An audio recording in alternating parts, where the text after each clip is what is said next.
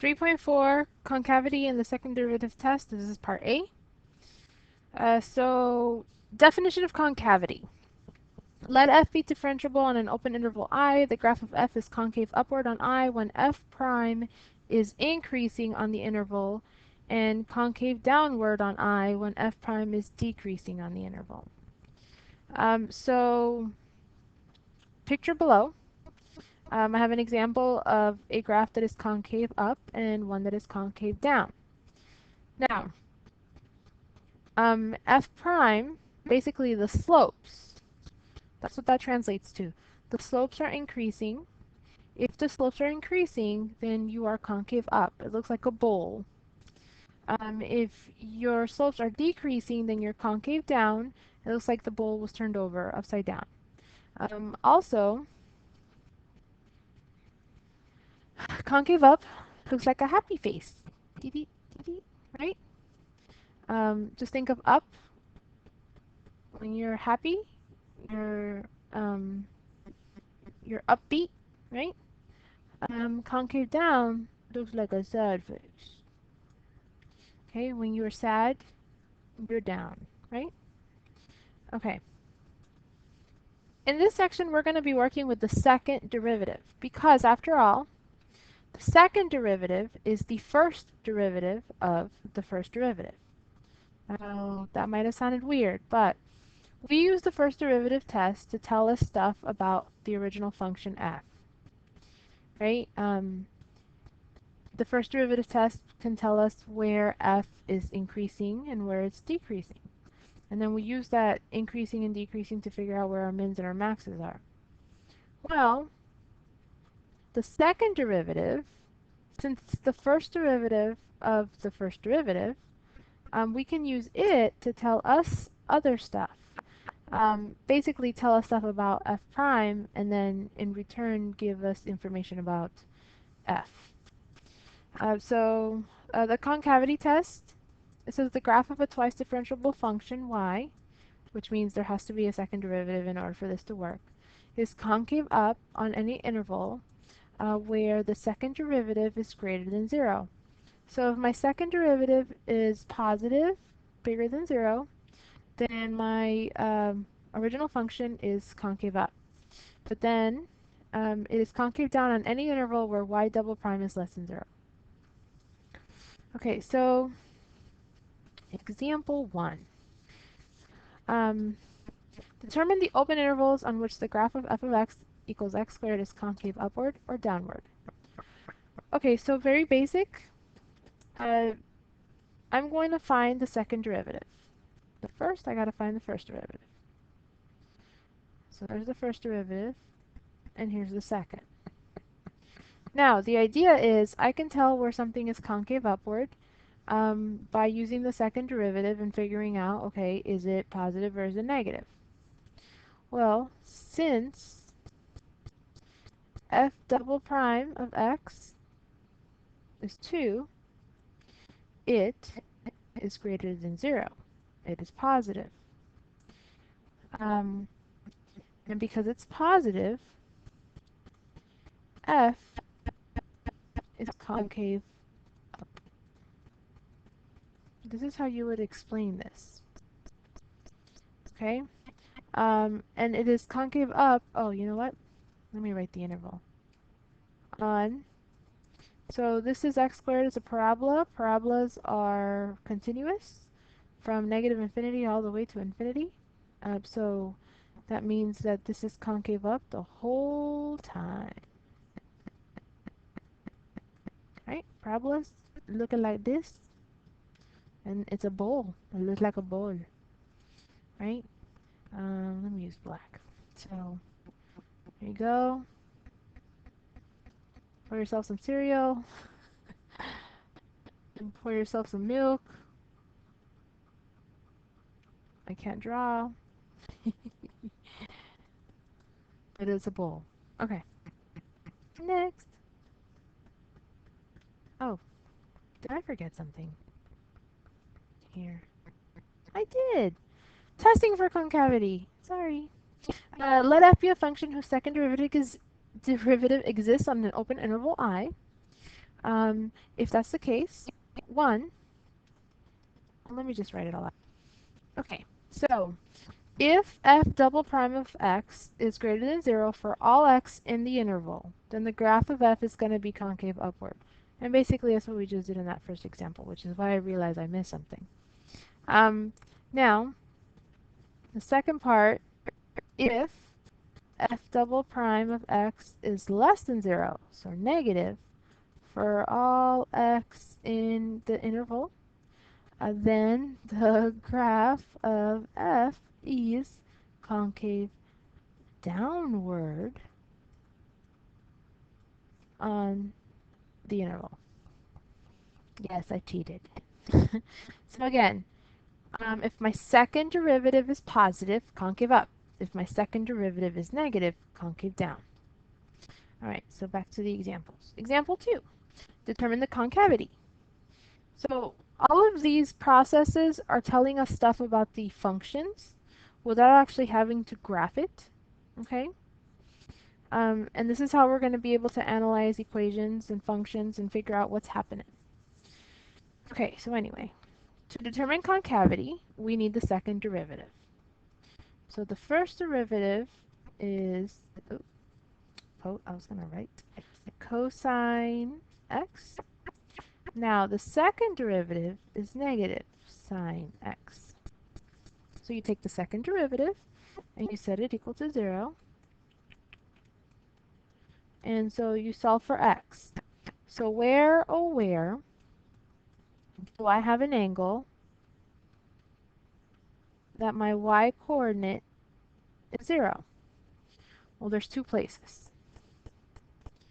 The y-coordinate is 0 at 0 degrees, and on the other end, pi. And I guess 2 pi technically counts, right? Now, of course, 0 and 2 pi are my interval.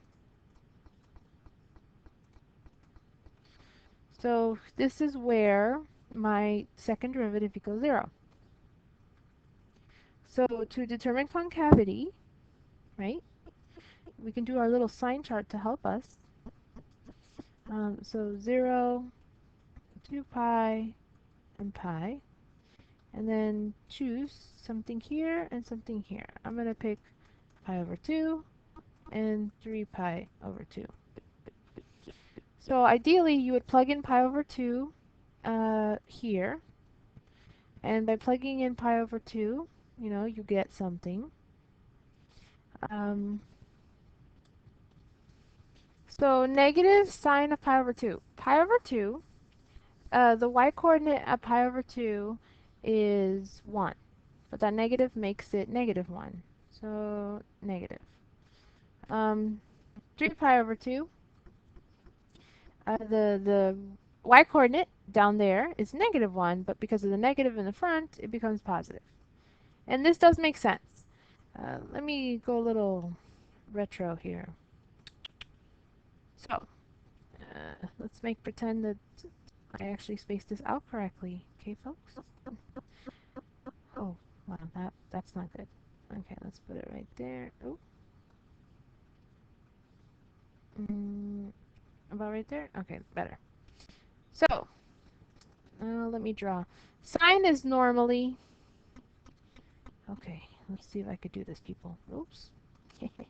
Sine is normally like this. Yes? But because it's a negative sign... oh, you know what? Let me do one more. Okay. So, because it's a negative, it's actually flipped. And it's like this. Okay, so it got not curvy, okay, folks? Don't judge me. So now it's actually like the red one because of the negative, right? So let me go ahead and get rid of the blue. Yeah, let's get rid of the blue too. There. Okay, so this is what it looks like. Now, from 0 to 2 pi, black. Okay, so this is 2 pi, this is 0, and then this right here is pi, right? So, remember, 0, pi to pi. From 0 to pi, according to my sign chart, it's concave down, which, oh look. Okay, what did I just say? Did I say concavity? Okay, anyway, I'm sorry. If you look at this graph right here, which is the graph of the second derivative, from 0 to pi, where is it? It's below the x-axis. This is negative. That's why it's negative. That means my original equation, which is this sucker right here, probably looked. Okay, let me try to draw this. Okay, that is a ghetto drawing, but um, that's probably what the original looked like. So as you can see, here it is concave down, and then here it is concave up.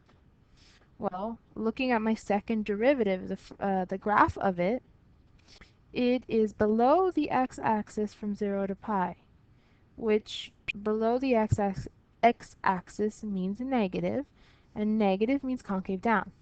From pi to 2 pi, up here, it's above the x-axis, so it's a plus. So that means concave up. Remember, we're using the second derivative to tell us stuff about the original function. All right, so anyway, determine the concavity. It is concave down from 0 to pi, and then concave up from pi to 2 pi. I'm going to write that. Okay, I hope that's not too sloppy, but here's the basic explanation. So we're establishing why we know. Remember, we can't use sign charts as an explanation. We actually have to explain it. So since f double prime of x is greater than 0, right, f is concave up on this interval right here. Oh, did I just write that backwards? I would do that. Yep. Okay. Hold on a sec. Alright, my bad. I fixed it. Since f double prime of x is greater than 0, f is concave up on the interval pi to 2 pi, right? Because it was a plus. Now, since f double prime of x is less than 0, f is concave down from 0 to pi. Now, I split this up into 3 different sections because I want you to see. We first established, and this is only one way to write this sentence, but it has all the stuff you need. We first established that we're using the second derivative to determine, positive or negative. Then we use the second derivative to talk about the original equation. And then I also established the interval on which this is occurring and, what the concavity was. Okay, so you can't just say the graph. You can't say it. Okay, oh, it's concave up from pi to 2 pi. You have to tell me why, and it, needs to have a name, and it is f. The function is named f, so we need to call it so. But then we're using f double prime, so I have to establish, what about f double prime is telling me this about f. Okay. Next, example 3. Determine the open intervals on which the graph of f of x is concave upward or downward. Okay, so since this is a quotient rule, I'm going to skip some stuff because the purpose of this lesson is not to show you how to do the quotient rule. You should know how to do that already. So I'm going to give you the derivatives. So there's the first derivative, and since I'm trying to check concavity, I'm going to need the second derivative. So I'm going to write that down now. All right, so that's the second derivative. Now the idea would be you would take the second derivative and you would set that second derivative equal to 0.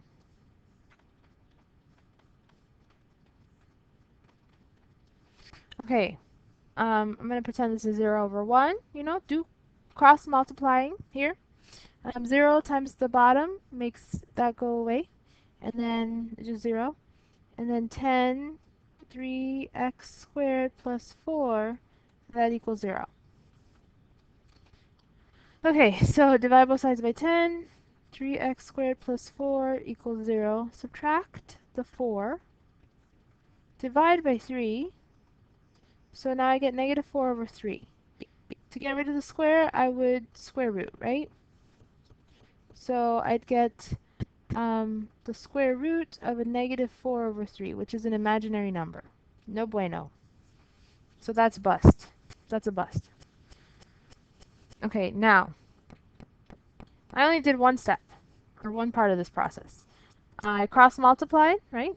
But, um, if you recall from when we did this before, the first derivative test, I also took the denominator and I figured out, okay, where can my denominator become a problem, or when, rather, at what x value? So if I take the denominator, okay, when is this going to become a problem? Well, the denominator would be a problem if it were 0, because that would be undefined. So if my denominator is equal to 0, that would be a problem. So then I basically get x squared minus 4 equals 0, which means x squared equals 4, which means x equals plus or minus, oops, I don't know what I hit, plus or minus 2. Plus or minus 2. So here are my numbers that I'm going to use.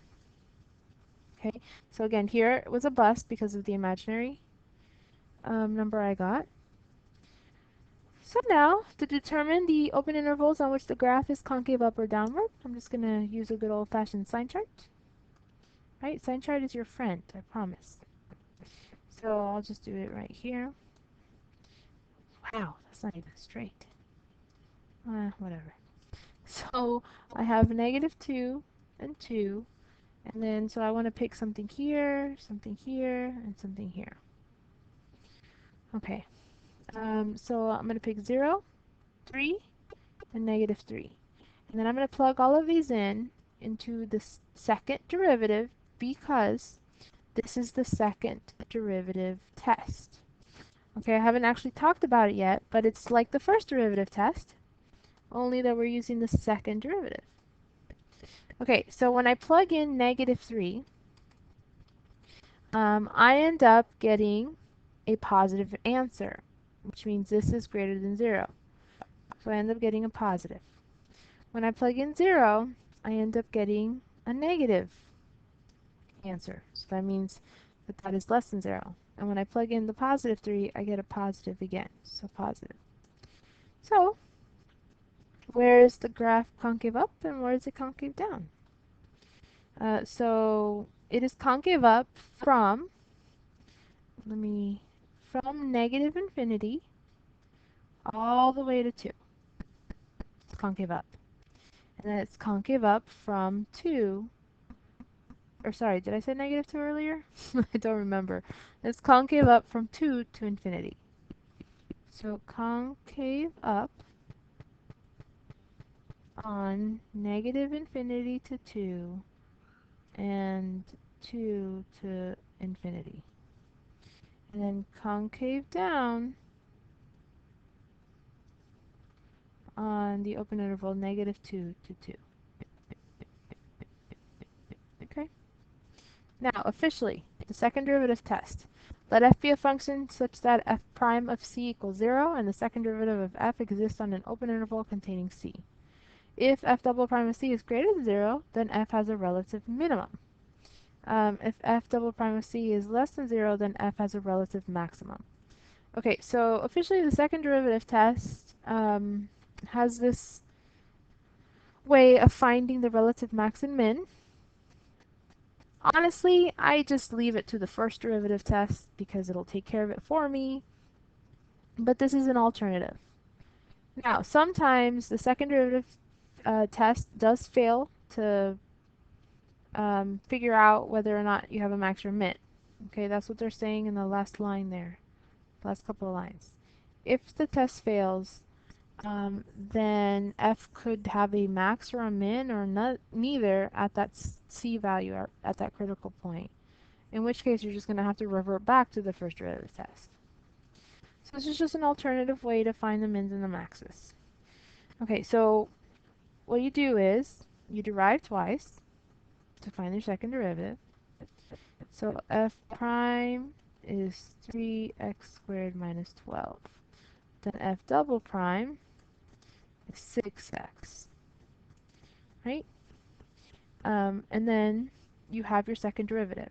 And what you do is you take your critical values that you would have gotten from this.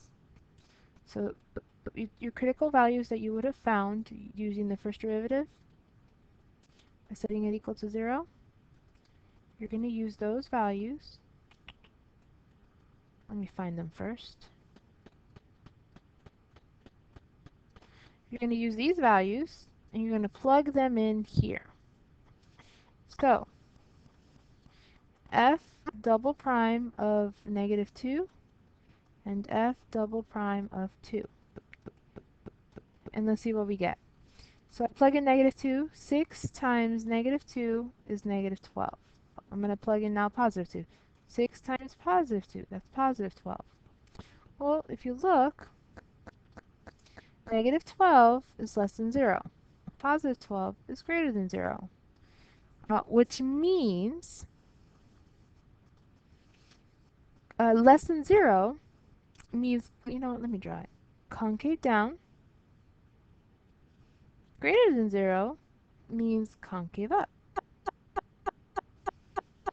Okay, so remember, concave up, concave down. Concave down, sad face. Concave up, happy face. Alright, let me move this over so I can finish writing what I want to write.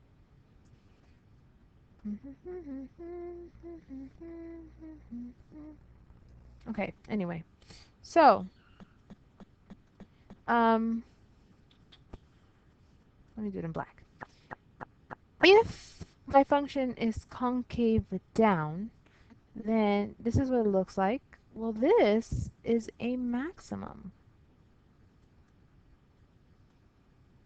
And if my function is concave up, this is what it looks like, which means this is a minimum. Right? A happy face is going to be a minimum, and a frowny face is going to be a maximum.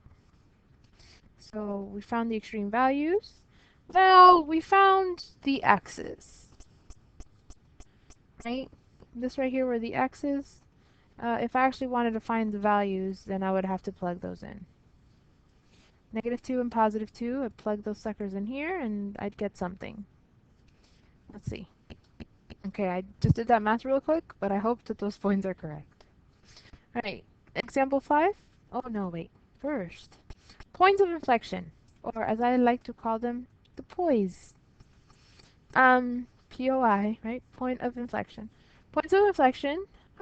If the graph of f has a tangent line at the point C and f of c, and the concavity of f changes from upward to downward or downward to upward, then C f of c is a point of inflection.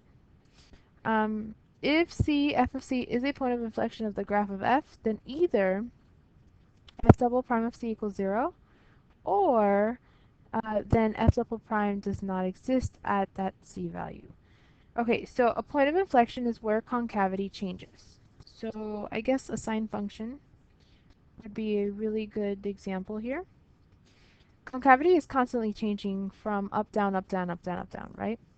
So the point where this transition happens, right, this is my point of inflection. Because see here, it's concave down, but then here it's concave up. We'll see this right, x value, that's my point of inflection. It changes, the concavity. So determine the points of inflection. Well, we still use the second derivative. Second derivative will tell us concavity, and all I have to do is figure out a sign chart, and that sign chart will help me determine whether or not there is a point of inflection, a point of where the concavity does in fact change. So there's the first derivative. Second derivative, oops, 24, okay. Okay, so take the second derivative, set it equal to 0. I can actually factor out a 12 and an x, so I'm left with x minus 2. So x equals 0 and x equals +2. Okay, so these are my values that I'm going to check or use, right? I something here, I something here, and I something here. Negative 1, 1, and 3. So I'm going to plug all three of those in, and I'm going to figure out plus, minus, or plus, whatever. So negative 1, plug that in. I get a positive, minus, so a negative, so positive, positive, positive. I plug in the positive one. I get 1 minus 4, so that's negative. I plug in the 3. I get positive minus another positive, so let's see how big. 3 to the 4th power, 3, 27, 81. So 81 minus, oh, wait, what am I doing? Oh my goodness. I know I'm tired. Okay, I'm sorry. I don't know what I'm doing, honestly. I'm supposed to be plugging it in here. Let's, are these even, right? Let's see. So 12 to negative 1 power, okay, so 12 minus, oh no, it becomes positive. So 12 plus 24. It is plus. Oh goodness. Okay, plug in the 1. So I get 12 minus 24. Oh, that is negative. Wow, that's luck. Plug in the 3. 9 times 12. What's that? 108 minus 24 times 3, which is 60, 72. So 108 minus 72. So that's still a positive. Oh boy. I got lucky if they were the same, but geez. Okay, so does the concavity change? The plus means concave up. The minus means concave down. The plus again means concave up again. So yes, of course, it did change. From in between, or rather, either side of 0, the concavity changes, and either side of 2, the concavity changes. So my points of inflection are both of these points. Okay, there is a point of inflection, or a poi, as I fondly like to call it, at 0, and there's a point of inflection at 2. Okay, so I'm just going to shorthand this. Point of inflection at x equals 0 and 2. Now, concavity. This function is concave up on negative infinity all the way to 0 and 2 all the way to infinity. And then it is concave down just between 0 and 2. Alright, and that's it. I believe. Yeah, no practice problems.